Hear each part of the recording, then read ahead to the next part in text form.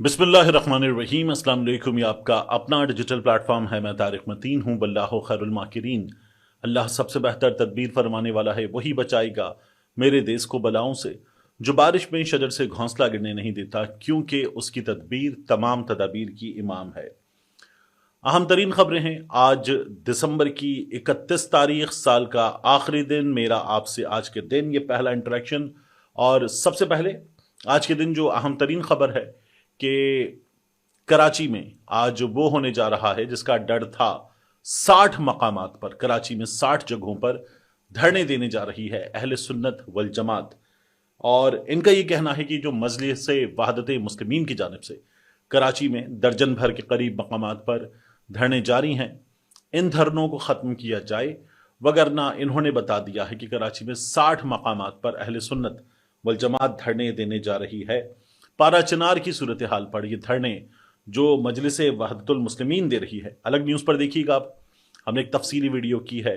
Karachi 5 star चौरंगी पर जो धरना है, उस धरने के शुरका से गुफ्तगू की, वहाँ की सूरत हाल आपको बताई है। लेकिन अब ये जो 60 मकामात पर धरने हैं, एक जानिब शिया बरादरी है, दूसरी जानिब सुन्नी बरादरी है, वो अब धरने लेकर आ रहे हैं। तर्जुमान अहले सुन्नत वल जमात के मुताबिक अल्लामा मौलाना मोहम्मद अहमद लुधियानवी और अल्लामा औरंगजेब फारूकी, इनकी हिदायत पर अब शहर के जो मकामात हैं उनके नाम हैं ढेरों। Liaquatabad super market, Najmabad, Hydari market, सकी हसन, नागन चौरंगी, 4K चौरंगी, सोहराब गोट, करीमाबाद, शारा फैसल, लजबेला चौक, सिविक सेंटर, गुलशन चौरंगी, मौसमियात चौक, Bloch colony, Akhtar colony, Abul Hasan Ispahani road, civic centre पर धरना दिया जाएगा।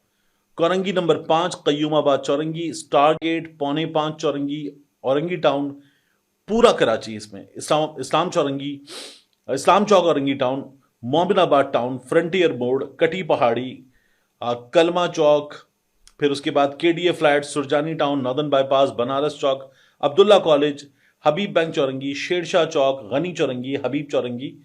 यानी ये लिस्ट, लंबी लिस्ट। और तमाम जगहों पर, शहर की तकरीबन तमाम जगहों पर ये धरने देने जा रही है अहले सुन्नत वल जमात। तो एक जानिब शिया धरने हैं, दूसरी जानिब सुन्नी धरने हैं। कहाँ लेकर जाना है इस सूरत हाल को, अब ये हमारे हुक्काम को सोचना चाहिए। पाड़ा चिनार की जो सूरत हाल है उसको कंट्रोल नहीं कर सके हम, और ये ऐसा नहीं है कि अभी चंद महीनों में कंट्रोल नहीं कर सके, ये हम अशरों से कंट्रोल नहीं कर सके हैं। वहां पर जमीन का तनाज़ा है और उसके अलावा फिरके का मसला है। उसमें जो सूरत हाल है उस इलाके की, वहां तो अफगानिस्तान से भी गोलियां और गोले आते हैं। ये जो हमारे फोर्सेस के जवान शहीद हुए हैं, ये वहां से आने वाली गोलियों से, गोलों से शहीद हुए हैं। पाड़ा चिनार अंदर तक दाखिल है अफगानिस्तान में, 3 तरफ उसके अफगानिस्तान है, एक जानिब खैबर पख्तूनख्वा है और फिर वहां से रास्ता बंद है। तो आज एक बार फिर ये दावा किया जा रहा है कि अमन मुआहिदा आज हो जाएगा, अमन मुआहिदा हो जाएगा। जो मरकजी धरना पारा चिनार में है वो खत्म होगा, तो तमाम धरने शहर कायद में आज खत्म होंगे। और फिर मुमकिन है कि अहले सुन्नत वल जमात जो है उसके ये धरने ना हो। लेकिन अगर ये धरने भी हो गए तो कराची वाले 12 धरनों से जो मुख्तलिफ मकामात पर हैं, जिनके इर्द गिर्द सड़क चल भी रही है, परेशान है, फिर कराची में कुछ 72 के करीब मकामात पर धरने होंगे। फिर क्या होगा और फिर जो सूरत हाल होगी उसका आप अंदाज़ा लगा लीजिए। मिनी पाकिस्तान जो है वो कितनी बड़ी मुसीबत में आ सकता है। तो जो धरने देने वाले हैं वो कह रहे हैं पहले वाले धरने ख़त्म करवाओ, तो यहाँ भी उसको उसी पारा चिनार वाले रंग में लेकर आ गए हैं। ये हम यहाँ तक पहुँच चुके हैं। तो हमारे फैसला साज, हमारी खैबर पख्तूनख्वा की हुकूमत, हमारी मरकज़ की हुकूमत, सबको मुबारक हो कि एक मसला जिसको सुलझाया जा सकता था उसको हम मज़ीद उलझाते जा रहे हैं। और ये जो मजहबी शख्सियात है ये इसमें मज़ीद हिस्सा डाल रही हैं। एक आग है, उस पर मज़ीद पेट्रोल डाला जा रहा है। इसके बाद मैं आपसे अर्ज़ करूं, अल-यमीन गंडापुर साहब, इन्होंने एक अदद गुफ्तगू की और उसमें इन्होंने कहा कि अब वो भी जो 2 जनवरी को मुज़ाकरात होंगे उनमें शामिल होंगे।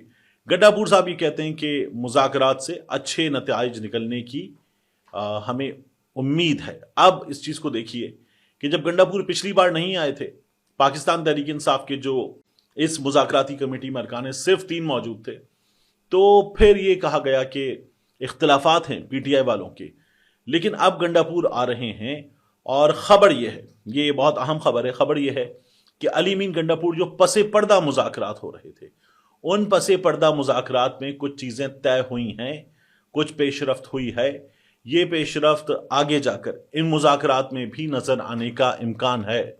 تو علی امین گنڈاپور وہ ایشورنسز دے کے ذرا زیادہ بہتر انداز میں ان مذاکرات کا حصہ بننے جا رہے ہیں، تو ان کی جو مذاکرات میں پریزنس ہوگی وہ بیکنگ کے ساتھ ہوگی جو ایک اور مذاکرات پس پردہ مذاکرات تھے ان میں انہیں ملا ہے۔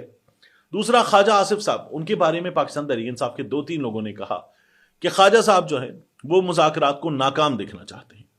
دونوں جانب ایسے لوگ ہوں گے، پی ٹی آئی میں بھی ایسے لوگ ہوں گے، لیکن نون لیگ میں خاص طور پر تو خواجہ آصف صاحب کے بارے میں کہا گیا کہ وہ مذاکرات کو ناکام دیکھنا چاہتے ہیں۔ یہی خواجہ آصف صاحب جو ہیں وہ اب کہتے ہیں کہ عمران خان تو ہم سے بات ہی نہیں کرنا چاہتا تھا، اب ہمارے ذریعے اسٹیبلشمنٹ سے بات کرنا چاہتا ہے، ہمیں محتاط رہنے کی ضرورت ہے، ہم عمران خان پہ بھروسہ نہیں کر سکتے۔ تو خواجہ صاحب جو ہیں وہ مسلسل اپنے بیانات سے، اپنے کنڈکٹ سے یہ امپریشن دے رہے ہیں کہ عمران خان پہ بھروسہ نہ کیا جائے، مذاکرات ناکام کرنے کی کوشش مسلم لیگ نون میں اس وقت جو نظر آ رہا ہے اس کے مطابق سب صدا کر رہا ہے، تو وہ ہیں خواجہ آصف صاحب۔ اگر کوئی کر رہی ہے، میں کہتا ہوں جو سب صدا کر رہا ہے کوشش مذاکرات کو ناکام کرنے کی، وہ خواجہ آصف صاحب نے میری دانست میں، اور اگر کوئی مذاکرات کو ناکام کرنے کی کوشش کر رہی ہے تو اس کے بارے میں میرے پاس ابھی کوئی معلومات نہیں ہیں۔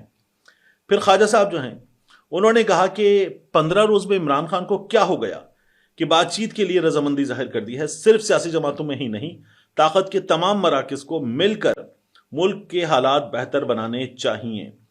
اب خواجہ صاحب کی جو فکر ہے نا کہ عمران خان اب مذاکرات پہ کیسے رضامند ہوا، دیکھیے ایک تو گولی چلی ہے، پھر عمران خان کو کچھ انگیجمنٹ کرنی تھی، اسی لیے آئے تھے اسلام آباد، آئیں گے، دھرنا دیں گے، کہیں گے آؤ ہم سے بات کرو، جب وہ آ کر بات کریں گے تو پھر ہم اپنے مطالبات منوانے کی پوزیشن میں ہوں گے۔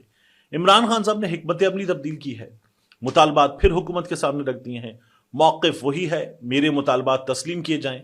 تو عمران خان صاحب نے کوئی پوزیشن ایسی نہیں لی کہ یکسر بدل گئی عمران خان صاحب کی پوزیشن، خان صاحب کی پوزیشن جیسی تھی ویسی ہی ہے۔ اور خواجہ آصف صاحب جو ہیں انہوں نے ایک بات اور کہی ہے، وہ کہتے ہیں کہ عمران خان مذاکرات میں مینڈیٹ والی بات سے پیچھے ہٹ گئے ہیں، اب دیکھتے ہیں کہ ان کے دیگر 2 مطالبات پر کیا ہوتا ہے۔ عمران خان صاحب یہاں تک آ کر چیزوں کو بہتر کرنے کے حق میں ہیں، جو پس پردہ مذاکرات ہیں، ان مذاکرات میں جو چیزیں طے ہو رہی ہیں ان کے مطابق عمران خان صاحب کے بارے میں خواجہ صاحب جس مینڈیٹ والے مطالبے کی بات کر رہے ہیں وہ یہاں نہیں، وہ کہیں اور ہو رہا ہے، اور ممکن ہے کہ اس پر عمل درآمد جلد شروع ہوتا ہوا ہم دیکھیں، جو کچھ بھی طے پاتا ہے پس پردہ مذاکرات کے نتیجے میں۔ اس کے بعد میں آپ سے عرض کروں، سال 2024 جس کا آخری دن ہے، یہ کیسا رہا، یہ سال کیسا تھا، اس سوال کا جواب جو ہے وہ بڑا امپورٹنٹ ہے۔ اور یہ کس کا سال تھا؟ تو دیکھیے، سب سے پہلے ہمارے ملک میں 3 ادارے ہیں، ایک ہے پارلیمان، دوسری ہے ایگزیکٹو، اور تیسرا ستون ہے جوڈیشری۔ تو اب ان تینوں ستونوں کے درمیان ہی مل کر ریاست چلانے کے معاملات ہوتے ہیں، یہیں سے کوششیں ہوتی ہیں۔ یہ جو 2024 ہے، یہ ان 3 ستونوں میں سے کس کا تھا؟ کیا یہ عدالت کا تھا؟ اگر آپ مجھ سے پوچھیں تو عدالت میں جو ہم نے قاضی فائز عیسیٰ کی عدالت سے سال کے آغاز سے دیکھا، الیکشن کے معاملے پر دیکھا، بلے کا نشان چھیننے کے معاملے پر دیکھا، ایک جماعت کو نشانہ بنانے کے معاملے پر دیکھا، پھر الیکشن ہو گیا، اس کے بعد جو سیٹیں چھیننے کا سلسلہ تھا، جو قاضی فائز عیسیٰ صاحب نے ری کاؤنٹنگ کے نام پر سیٹیں چھین کر نون لیگ کو دیں، وہ کردار ہم نے دیکھا۔ اور پھر قاضی فائز عیسیٰ جب ریٹائر ہوئے تو یہاں جس طرح کی تنقید ہوئی قاضی فائز عیسیٰ پر، اسد طور کی گرفتاری کے بعد جس طرح کی تنقید ہوئی، پھر بیرون ملک قاضی فائز عیسیٰ کے ساتھ جو ہوا، تو یہ عدالت کا سال تو نہیں تھا۔ پھر عدالت کے معاملے میں جس طرح کا حکومت نے کام دکھایا اور عدالت نے دکھانے دیا، جس طرح سے ہم نے دیکھا عدالت کا رویہ، پہلے الیکشن کے معاملے پر تھا پچھلے سال، اس سال مخصوص نشستوں کے معاملے پر، کہ عدالت کی بے توقیری ہوتی رہی اور اس بے توقیری پر عدالت مطمئن رہی۔ تو یہ عدالت کا سال تو نہیں تھا، عدالت کے لیے میری رائے میں انتہائی شرم کا مقام ہے۔ کیا یہ حکومت کا سال تھا؟ تو یہ حکومت کا بھی سال نہیں تھا۔ شہباز شریف کی حکومت دیکھیے، اول تو حکومت ہی فارم 47 والی حکومت ہے، وہ حکومت ہے جس کے پاس کوئی اختیار نہیں ہے، وہ حکومت ہے جس کا اپنا وزیر داخلہ نہیں ہے، وہ حکومت ہے جس کا اپنا وزیر خزانہ نہیں ہے، وہ حکومت ہے جس کے فیصلے طاقتور حلقے کر رہے ہیں، وہ حکومت ہے جس کے وزراء یہ کہتے ہیں کہ محسن نقوی صاحب کی مہربانی ہے کہ انہوں نے یہ عہدہ لیا ہے، وہ کوئی اور عہدہ لے لیتے تو بھی ہم کیا کرتے، وہ ہمیں آنکھیں نہ دکھائیں۔ تو یہ وہ حکومت ہے جس کے پاس کوئی اختیار نہیں ہے، جو چوری شدہ مینڈیٹ پر بیٹھی ہوئی ہے۔ اور یہ حکومت جو ہے ان تمام چیزوں کے باوجود بھی پارلیمان میں دھونس دھمکی دھاندلی پیسے کا استعمال سب کچھ کر کے ایک ترمیم بھی کروا چکی، آئینی ترمیم۔ تو یہ حکومت کا بھی سال نہیں تھا۔ حکومت نے اپنے لیے بدنامی کمائی ہے، نیک نامی نہیں کمائی۔ عمران خان صاحب، ان کی اگر آپ بات کریں تو پہلے ہمیں یہ دیکھنا ہوگا کہ ایگزیکٹو کے حوالے سے یہ سال کیسا رہا۔ تو ایگزیکٹو کے حوالے سے جب آپ یہ سال دیکھتے ہیں تو مجھے پھر ناکامی نظر آتی ہے۔ ہمارے ہاں مشینری، سرکاری مشینری، اس نے اپنے اختیارات، اپنی محنت، اپنا جو اس کا اپنا ایک پاور ہے جو اس کو اس کے اختیارات کے ساتھ ملتا ہے، اس کی محنت کے ساتھ ملتا ہے، جو ریاست دیتی ہے، اس پاور کو سرنڈر کیا حکمرانوں کے سامنے۔ تو ہم نے ان تمام لوگوں کو انتہائی برا کام کرتے ہوئے دیکھا، پارلیمان کو بہت برا کام کرتے ہوئے دیکھا 26ویں آئینی ترمیم کی صورت میں۔ تو نہ یہ ایگزیکٹو کا سال تھا، نہ یہ مقننہ کا سال تھا، نہ یہ عدلیہ کا سال تھا، یہ سال تھا عمران خان کا۔ جیل میں بیٹھا تھا اور وہاں سے الیکشن جیت کر دکھایا، پارٹی توڑ دی گئی، بندے چھین لیے گئے، انتخابی نشان چھین لیا گیا، پھر ایسے روکا گیا کہ انٹرنیٹ بند کر دو، اس کے بعد اس کی اپلیکیشن بند کر دو، سب کچھ کر دو۔ الیکشن سے پہلے میراتھن عدالت میں کارروائیاں ہوں اور اس کے بعد اس کا رستہ روکو، دھڑا دھڑ سزائیں دو، ذلیل کرنے کی کوشش کرو، عدت جیسے مقدمے، اور پھر بھی عمران خان نے الیکشن جیت کر دکھائے، حکومت بنا کر دکھائی۔ پھر عمران خان سے اس کا مینڈیٹ چھین لیا گیا، تو وہ اس کے لیے بھی اب تک لڑ رہا ہے۔ وہ تمام لوگ جو کہتے تھے یہ 3 دن نہیں گزار سکتا، وہ اب تک جیل میں 514 دن گزار چکا ہے۔ تو یہ عمران خان کا سال تھا۔ پاکستان میں، پاکستان سے باہر، بین الاقوامی فرنٹ پر اگر کوئی ایک شخصیت پاکستان کی زیر بحث تھی، زیر بحث ہے اور اگلے آنے والے کچھ دنوں میں زیر بحث رہے گی، تو وہ ہے عمران خان کی شخصیت۔ اور عمران خان کا یہ سال تھا۔ عمران خان نے سب کو by far with a huge margin اس برس شکست دی ہے۔